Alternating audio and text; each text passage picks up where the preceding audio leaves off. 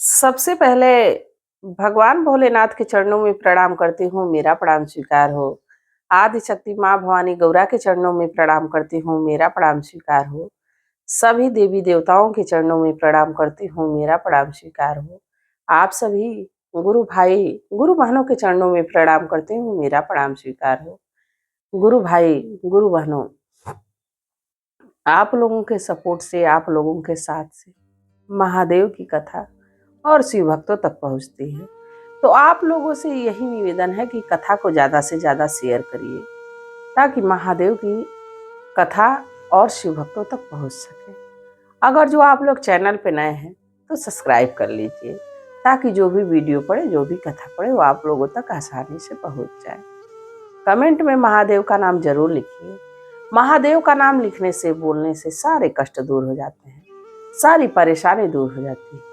और एक बात गुरु भाई, गुरु बहनों, अगर जो आप लोग शिव को गुरु नहीं बनाए हैं तो शिव को गुरु बना लीजिए। देखिए, जब तक हम भगवान से कोई रिश्ता अपना स्थापित नहीं करेंगे तब तक भगवान कैसे हमारी मदद करेगा, कैसे गुरु?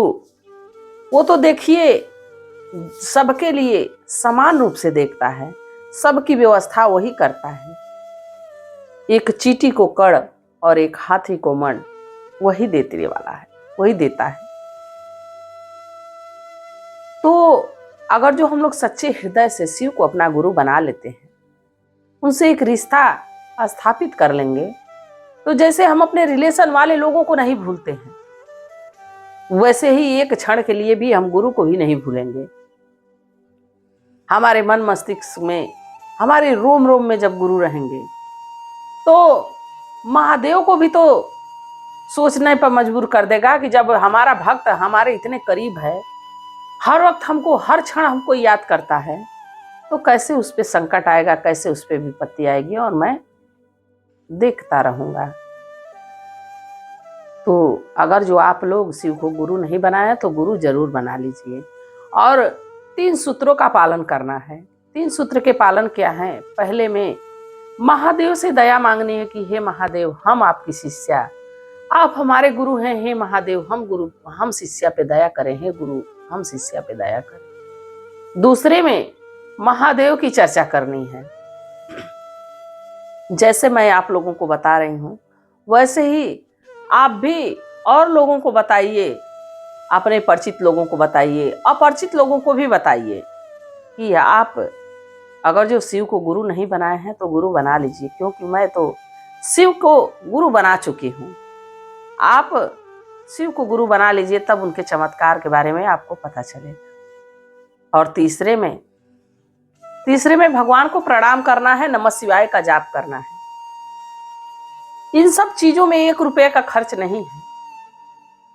इसको अमीर लोग ही नहीं, पैसे वाले लोग ही नहीं कर सकते हैं। इसको गरीब से गरीब, जिसके खाने रहने की व्यवस्था नहीं है, वो भी भगवान को याद कर सकता है। और आप सोचेंगे कि जब धन दौलत, रुपया पैसा, सुख समृद्धि है नहीं तो क्यों भगवान को याद करना? स्वार्थ में भगवान को नहीं याद किया जाता है। भगवान तो किसी स्वार्थ में नहीं हम लोगों की मदद करते हैं। हम लोग आखिर करते क्या है भगवान के लिए, आप बताइए। कमेंट में जरूर बताइएगा कि हम लोग क्या करते हैं भगवान के लिए। भगवान तो इतना करते हैं हमारे लिए। इस पृथ्वी पे जब से भेज देते हैं तब से हमारे जीवन में क्या हमको चाहिए और क्या नहीं चाहिए, सबका ख्याल वो रखते हैं। और हम तो कुछ नहीं करते हैं भगवान के लिए। अपने ही में परेशान है, अपने परिवार में परेशान है, अपने बाल बच्चों में परेशान है, अपनी गृहस्थी में परेशान है। क्या किए भगवान के लिए? तो भगवान के लिए 3 सूत्रों का पालन है, जरूर करिए। और देखिए, रक्षाबंधन आ गया है। रक्षाबंधन पे आप लोगों के लिए एक रक्षाबंधन की मैं कथा सुना रही हूँ। कथा को अंत तक सुनिएगा, कथा बड़ी ही सुंदर है। और जब तक कथा अंत तक नहीं सुनेंगे तब तक उसके रहस्य के बारे में पता नहीं चलेगा। आधा अधूरा सुनने पे तो कोई ज्ञान नहीं प्राप्त होता है, दूसरा महादेव का अपमान होता है। तो कथा को आप लोग अंत तक सुनिएगा। देखिए, एक गांव में एक किसान थे, पति पत्नी थे और उनके 2 बच्चे थे। एक बेटी थी और एक बेटा था। धीरे धीरे धीरे धीरे समय बीता। एक दिन उस परिवार में से एक लोग घट गए, क्योंकि उनका स्वर्गवास हो गया। जो बच्चों के पिताजी थे वो इस दुनिया में नहीं रहे। अब अकेली माँ, 2 बच्चे, कितनी बड़ी जिम्मेदारी आ जाएगी। बाकी वो अपनी जिम्मेदारियों को निभाई। लड़की सबसे वो बड़ी थी, बच्चे से बड़ी थी, लड़के से बड़ी थी। तो उसके लिए घर भर खोजने लगी, घर भर खोजने लगी। खोजते खोजते एक संयोग से बड़ा ही सुंदर लड़का मिला। और क्यों नहीं मिलता, जो लड़की थी वो शिव भक्त थी, शिव की शिष्या थी, महादेव की आराधना करती थी, महादेव की पूजा करती थी। बड़ा ही संपन्न परिवार मिला। बिटिया का विवाह हो गया। बाकी जब से विवाह उसका हो गया तब से अपने मायके आई नहीं। उसके घर वाले आने नहीं देते थे और ना ही उसको घर से कहीं बाहर जाने देते थे। तो पूजा पाठ के लिए कहीं जा भी नहीं पाती थी। घर ही में शिव गुरु की फोटो लेके गई थी। शिव गुरु की फोटो को लगा के वहीं अपना पूजा पाठ जप करती थी, नमः शिवाय का जाप करती थी, दया मांगती थी। अपने ससुराल वालों के लिए मांगती थी, अपने मायके वालों के लिए मांगती थी। हर वक्त निरंतर भगवान से, महादेव से दया मांगती थी। और इधर देखिए धीरे धीरे धीरे धीरे समय बीतने लगा। रक्षाबंधन का समय आया तो लड़का अपनी माँ से कहा, माँ दीदी तो लग रहा है कि जब से ससुराल गई आई नहीं। सोच रहा हूं मैं ही चला जाऊं, दीदी से राखी बनवाऊं। उसकी माँ कही, नहीं नहीं, वो अमीर घराने में गई है, हम लोग को गरीब समझती है, घमंड में है, इसीलिए तो हमारे दरवाजे आज तक नहीं आई। क्या उसको हम लोग की याद नहीं आती है? क्या अपनी माँ की याद नहीं आती है? क्या अपने भाई की याद नहीं आती है? पिताजी तो इस दुनिया में अच्छा है कि नहीं है? उनकी ये सोच थी। बाकी सत्य क्या था वो भी नहीं जानती थी। बाकी भाई जिद करने लगा कि नहीं माँ, जाने तो बहन नहीं आई है तो हम तो जा सकते हैं ना, हम जाएंगे माँ। अब लड़का लगा जिद करने तो माँ कहाँ, अब बच्चों के आगे अगर जो बच्चे जिद करने लगते हैं तो माता पिता को अपने आप को ही पीछे रोकना पड़ता है कि चलो बच्चे जिद कर रहे हैं, बच्चों को कर लेने दे काम। पर सारी जिद अच्छी नहीं होती है गुरु भाई गुरु बहनों। बच्चों की हर जिद पूरा करते करते कुछ ऐसा समय हो गया है कि कुछ ना कुछ नुकसान हो जा रहा है। तो सोच के समझ के कि कौन सी जिद बच्चे के लिए फायदेमंद है, कौन सी जिद उसके लिए नुकसानदायक है, इसका ध्यान रखना माता पिता का काम है। अब अपनी माँ से अनुमति लिया, कहा माँ मैं जा रहा हूं बहन के यहाँ। अब मुझे रुक नहीं जा रहा है, क्योंकि सबकी बहनें आई हैं राखी बांधने के लिए और हमारी बहन ससुराल है, आ नहीं पाई, इंतजार कर रही होगी, मुझे जल्दी निकलना होगा। रक्षाबंधन का दिन था। लड़का निकला। लड़की का ससुराल नदी के उस पार पड़ता था। लड़का जब गया नदी पार करने के लिए, सोचा कि अब नदी में थोड़ा ही पानी है, घुस के पार कर लूं। तो नदी में से आवाज आती है कि तुम अगर जो इस नदी में, ये श्रापित नदी है, इस नदी में घुसोगे तो तुम्हारी तुरंत मृत्यु हो जाएगी, तुम डूब जाओगे। तो कहा, हे गंगा माँ थोड़ा सा समय दे दीजिए, इधर से जाने दीजिए आते समय, अगर जो आपको मंजूर होगा तो आते समय हमको इसमें हम समा जाएंगे, आप ले लीजिएगा, अपने पास बुला लीजिएगा। अब देखिए उसके निवेदन पे नदी मान गई। नदी पार होके थोड़ा आगे गया तो जंगल पड़ा। जंगल में एक बहुत विशाल शेर गुर्राते हुए उसके सामने आ गया।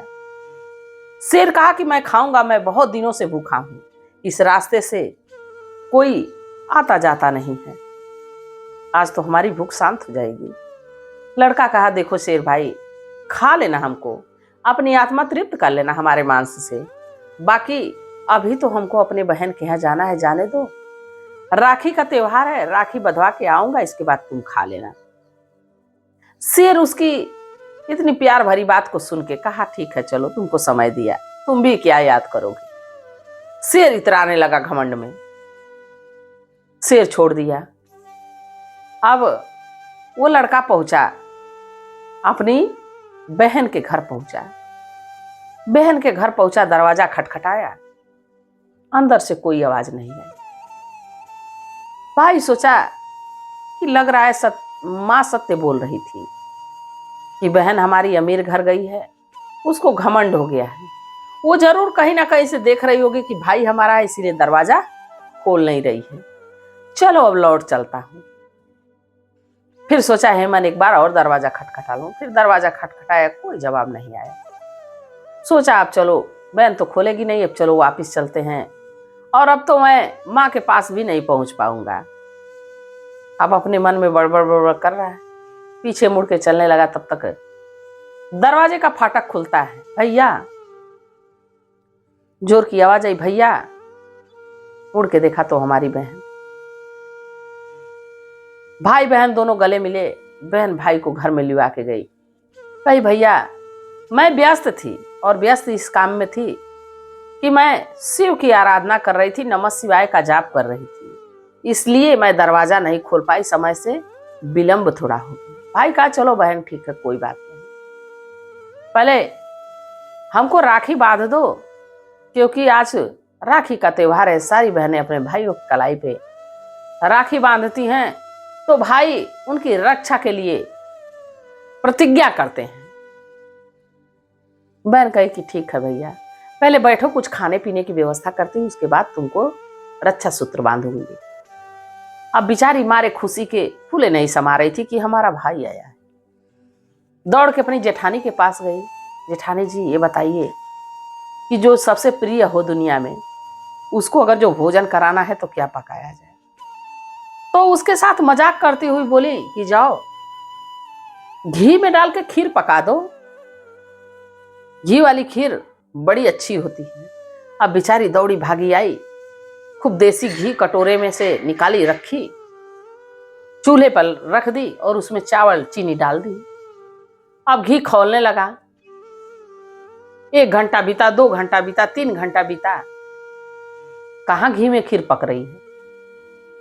भाई पूछा, बहन खाने की व्यवस्था कर रही हो हमारे अकेले, या कि पूरा भंडारा करने की व्यवस्था है? बहन हंसते हुए कही, भैया बहुत खास खीर बना रही हूं घी में। भाई कहा, रे मूर्ख, खीर घी में नहीं पकती है, खीर दूध में पकती है। तुम क्यों घी में पका रही हो? वो कभी नहीं पकने वाली। तुमको कौन बता दिया, कौन मूर्ख बना दिया? तो उसकी बहन समझ गई।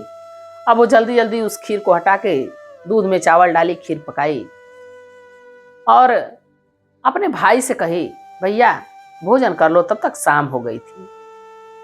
भाई भोजन किया, रक्षाबंधन, उसको राखी बांधी। अब उस दिन भाई को अपने जाने नहीं दी, भाई को जाने नहीं दी, सो गई। वो भी सो गया, पूरा परिवार खाया पिया सो गया। जब सुबह उसके भाई को जाना था तो भोर में ही उठ के सोची, भाई हमारा जा रहा है तो रास्ते में खाने के लिए कुछ बना के दे दो। तो थोड़ा सा गेहूं रखी थी, उसको जल्दी जल्दी जांते में डाल के, जांता आप लोग जानते होंगे, पहले के समय में चलता था, पत्थर का रहता था, उसमें लकड़ी का बेट लगा हुआ रहता था, 2 लोग बैठ के, ये एक ही लोग उसको ऐसे गोल गोल चलाते थे, उसमें गेहूं डालते थे तो आटा तैयार होता था। तो जाते में आटा बनाई, इसके बाद देसी घी में उसको भूनी, उसमें चीनी गुड़ डाल के और खूब बढ़िया स्वादिष्ट लड्डू बनाई कि भाई को दे दूंगी। लड्डू बना के ढक के चली गई कि भाई जाएगा तो दूंगी। तब तक देखी, वो नहीं देखी, वो तो लड्डू बना के और रख के चली गई। और उसी समय मिट्टी का घर था, पहले बांस उस लगा के मिट्टी का घर बनता था, उसी पे एक सर्प था। सर्प एक चूहे को डंक मारा और चूहे को डंक नहीं मार पाया, वो जहर उस लड्डू पे आके गिर गया। अब लड्डू पूरा विषैला हो गया। भाई को तो लड्डू बांध के दे दी, भाई लड्डू लेके निकल गया। कुछ देर के बाद जब उसके बच्चे जगे, उसके घर में के उसके जेठानी के बच्चे जगे, तो सोची कि दे दूं लड्डू।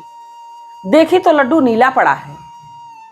उस समझने में देर नहीं लगी कि लग रहा है कि कोई इसमें जहरीला पदार्थ पड़ गया है।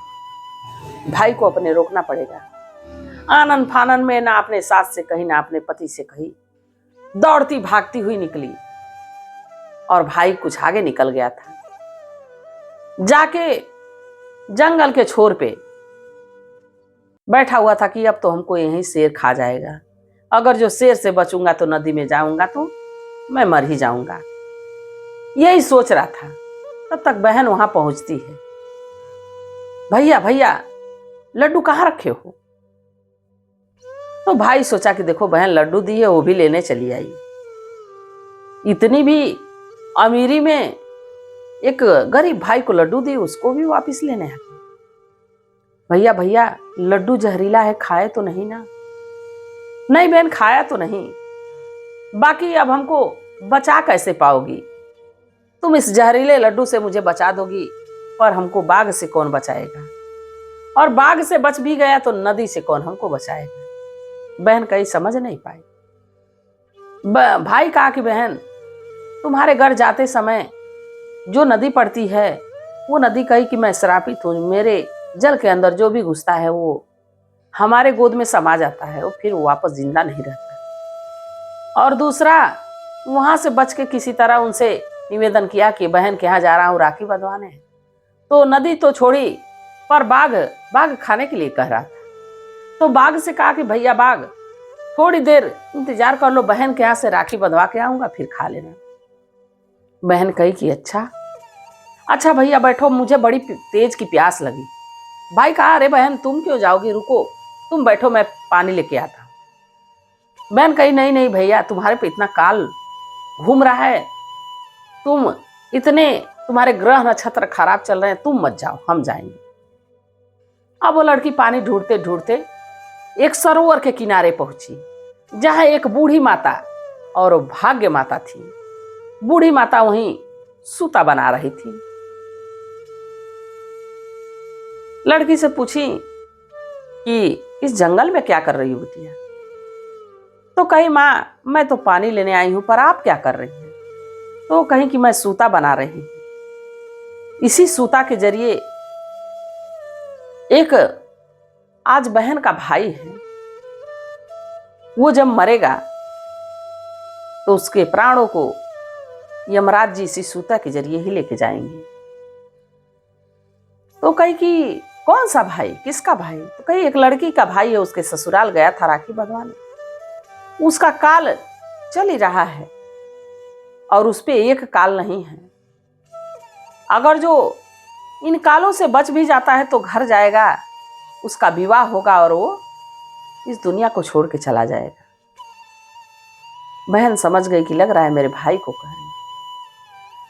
अब बहन क्या कि थोड़ा दूर आगे गई तो देखी कि कोई जानवर मरा पड़ा है। उसके मांस के टुकड़े को उठाई और लेके पहुंची अपने भाई के पास। कही भैया चलो हम तुमको तुम्हारे घर तक छोड़ते हैं। भाई कहा कि बहन मैं चला जाऊंगा। नहीं भाई मैं आज तुमको पहुंचाऊंगी। भाई कहा कि बहन जाने के लिए कर रही, चलो इसी बहाने मां से मुलाकात हो जाएगी।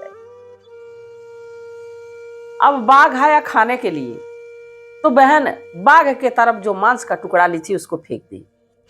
बाघ उसी में व्यस्त हो गया, अपने भाई को वहां से निकाल के लेके चली गई। अब नदी के किनारे पहुंची। जब नदी के किनारे पहुंची तो महादेव से नमः शिवाय का जाप करने लगी। महादेव से कही कि हे महादेव, अगर जो हमारी पूजा में, हमारे तप में, हमारे नमः शिवाय में अगर जो कुछ सत्य है तो इस नदी को सुखा दीजिए, हम और हमारे भाई जाना चाहते हैं। देखिए क्षण भर नहीं लगा, उस नदी में कम तो पानी था, पानी बिल्कुल सूख गया, रेत हो गई।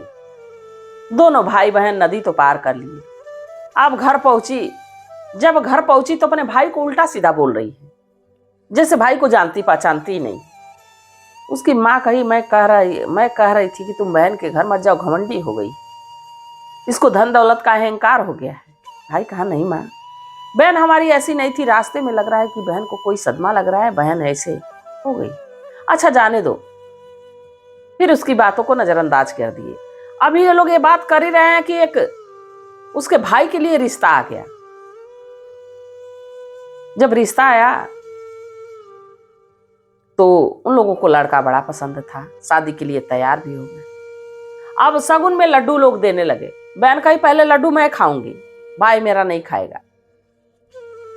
तो लोग सोचे कि चलो बड़ी बहन है, खाने के लिए करे, इसी को पहले खिला दो। लड्डू खा ली। अब देखिए इधर विवाह की तैयारी अब होने लगी।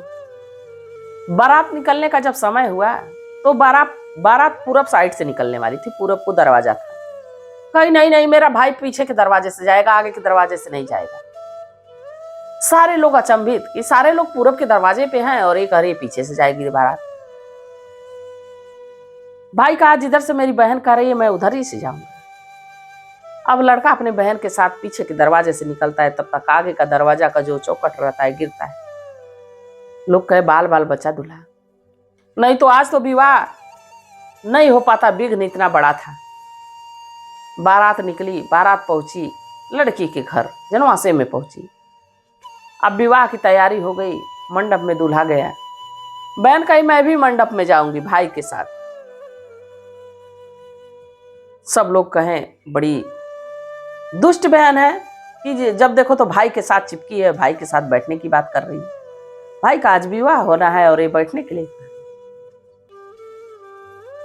अब जिद करके भाई के बगल में बैठी और धक्का देते देते भाई को दूसरे तरफ कर दी। भाई के स्थान पे अपने बैठ गई और थोड़ी देर में बड़ी जोरों की उसके पीछे आग लगी। जल्दी जल्दी आग को बुझाई गई। सब लोग कहे अगर जो आज बेचारी ये नहीं रहती तो दूल्हे पे आज बहुत बड़ा घटना हो सकता था। दूल्हे का लग रहा है कि कोई ग्रह नक्षत्र खराब चल रहा है।